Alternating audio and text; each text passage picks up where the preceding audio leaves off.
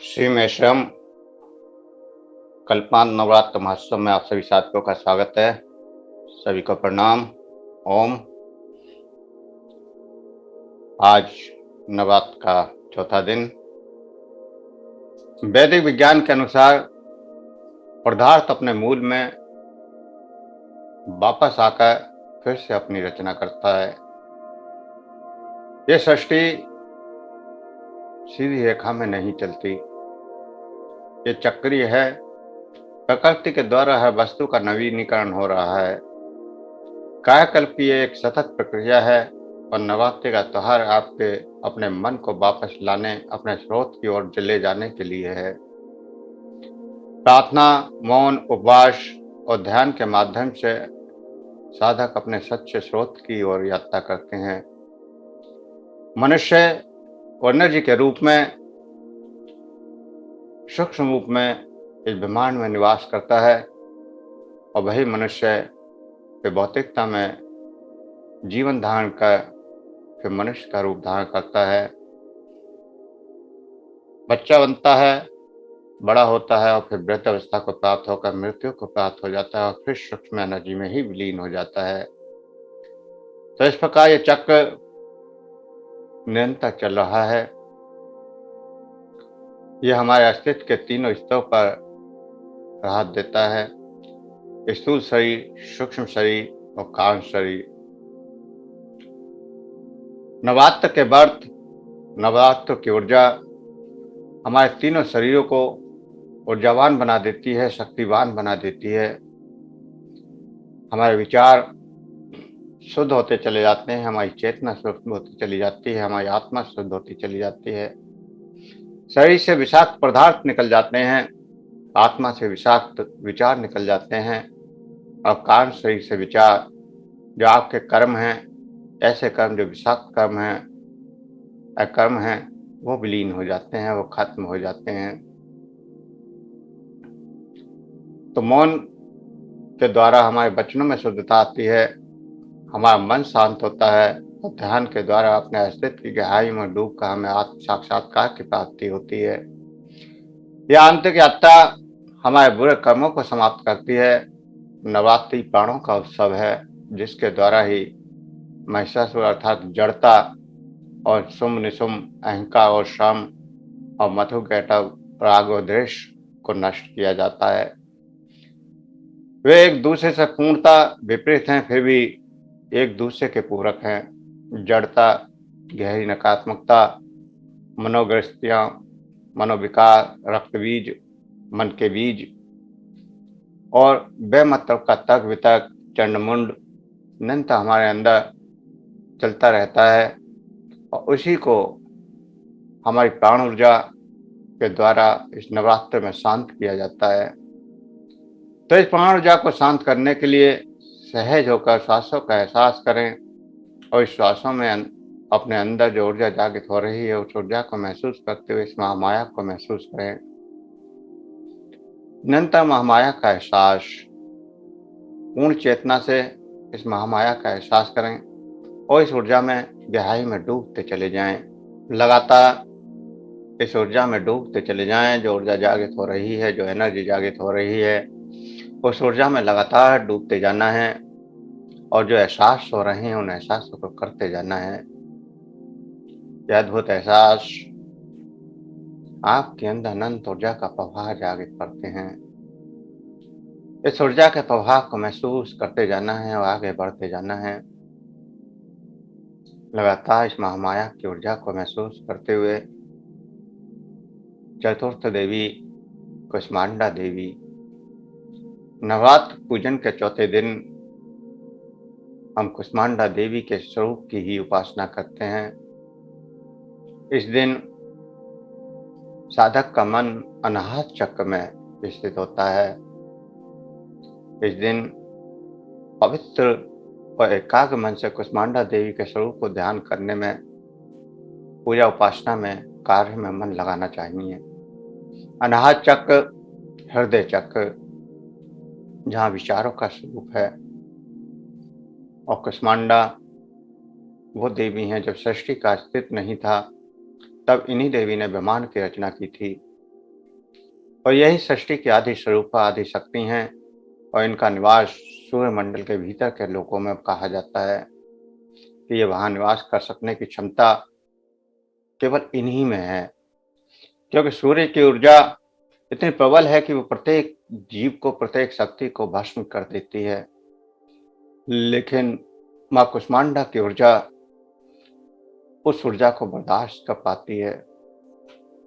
हमारा हृदय अनंत ऊर्जा का भंडार है और जैसे जैसे हम चक्रों में ऊपर बढ़ते चले जाते हैं, वैसे वैसे हमारे अंदर ये अनंत ऊर्जा बढ़ती चली जाती है और हृदय चक्र में वास तभी हो पाता है जब हम मणिपुर चक्र, सूर्य चक्र की ऊर्जा को पार कर लेते हैं।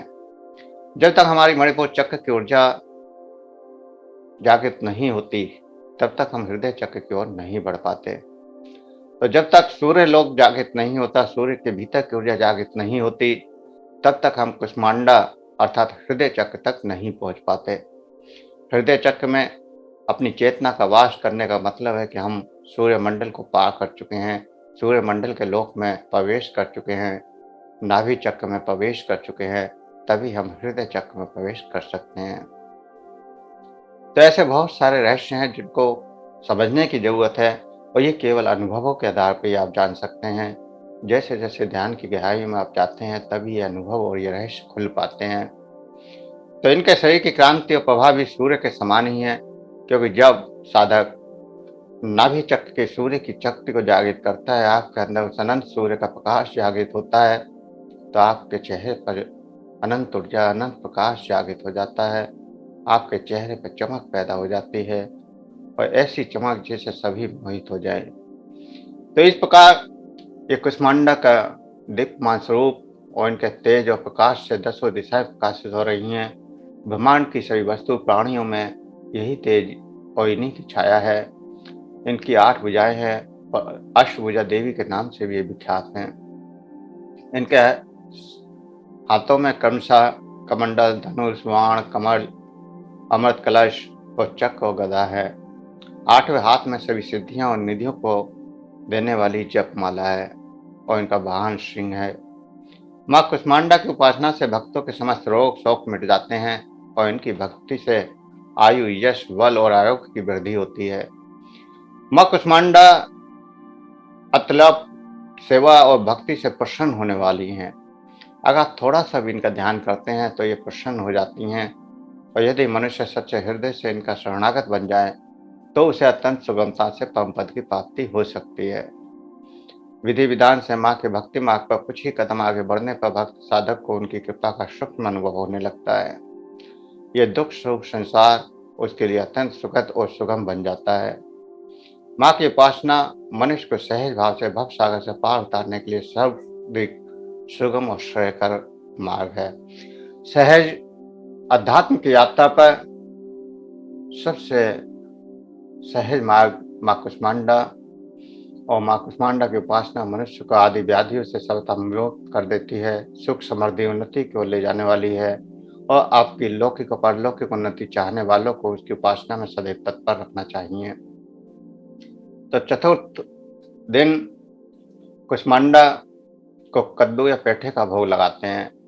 पेठा गोल है तथा यहाँ इसका अर्थ प्राण शक्ति से है। वह प्राण शक्ति से पूर्ण और एक गोलाकार व्रत की भांति है। भारतीय परंपरा के अनुसार पेठे का सेवन मात्र ब्राह्मण महाज्ञानी ही करते थे, अन्य कोई भी वर्ग इसका सेवन नहीं करता था।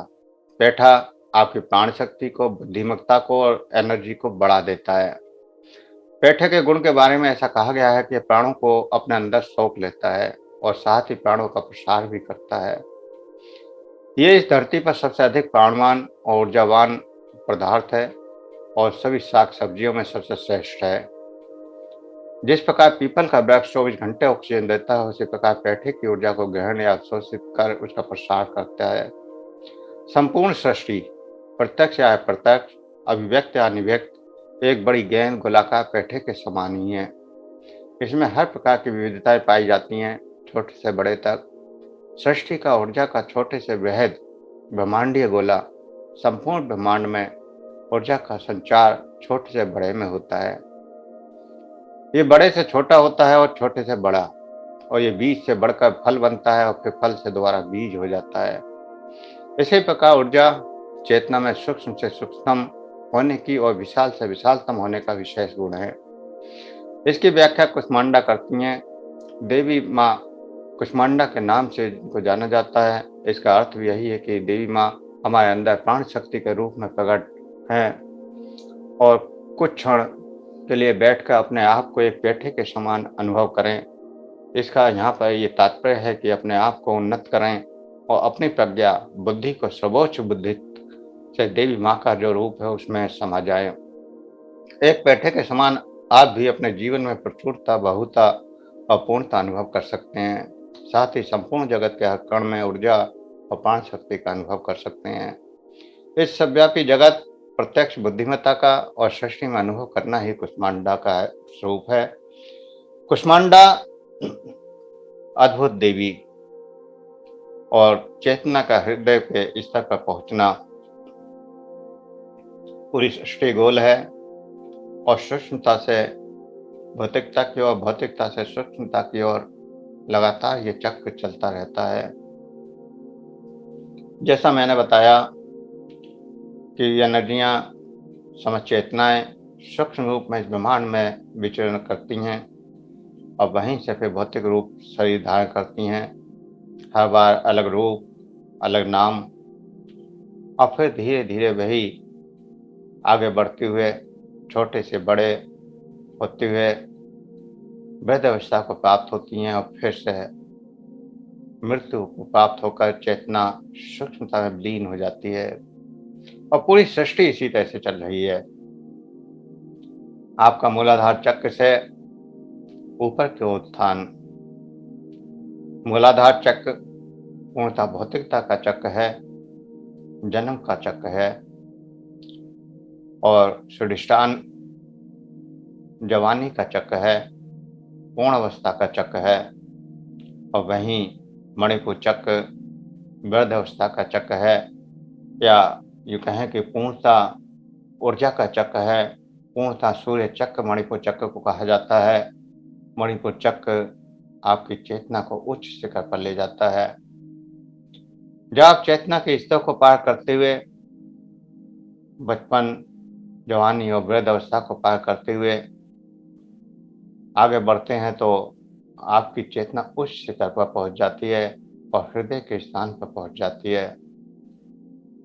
अर्थात आपको वो सारे अनुभव होने लगते हैं जो भौतिकता से परे होते हैं। भौतिकता से आगे की यात्रा आपके हृदय चक्र से ही जागृत होती है। सूर्यमंडल में वास करना अर्थात प्रकाश में वास करना, आपके अंदर अनंत प्रकाश की जो जागृति है, आप देखते हैं कि अनंत प्रकाश आपके अंदर जागृत हो चुका है और उस प्रकाश में आप अपनी चेतना को देखते हैं। अर्थात उस सूर्यमंडल में आप वास कर रहे हैं। आपकी चेतना साधना करते करते उस स्तर पर पहुंच गई है जब आप उस सूर्यमंडल का प्रकाश को बर्दाश्त कर पाते हैं। वह सूर्यमंडल जिसमें अनंत ऊर्जा है, और जब आप उसमें अपनी चेतना को प्रकट देखते हैं, महसूस करते हैं, तो आपके अंतर चेतना को भी प्रबल ऊर्जा मिल जाती है। और इस प्रबल ऊर्जा के मिलते ही, इस प्रबल ऊर्जा से कनेक्ट होते ही, जुड़ते ही आपके अंदर अनंत शांति, अनंत आनंद की प्राप्ति होने लगती है। आप उस ऊर्जा को जैसे ही महसूस करते हैं तो उस परम शक्ति से जुड़ते ही हमारे जीवन के समस्त कष्ट खत्म हो जाते हैं। जो बातें हमें कष्ट दे रही होती हैं वही उनके रहस्य को जानकर हम अपने अंदर शांति का अनुभव करने लगते हैं। स्थितियां और परिस्थितियां तो वही रहती हैं, परिवर्तन कुछ नहीं होता, बदलता कुछ नहीं है। भौतिकता में अगर देखें तो एक पूर्ण जीवन जीने वाला व्यक्ति और एक पूर्ण आध्यात्मिक जीवन जीने वाला व्यक्ति, दोनों में कोई अंतर नहीं होता। कुछ साधक जो संत महात्मा का रूप धारण कर लेते हैं वो केवल वेशभूषा से पहचाने जाते हैं। अगर आम स्वरूप में आप उन सांस्कृतिक लोगों के साथ में वह साधक भी मिल जाए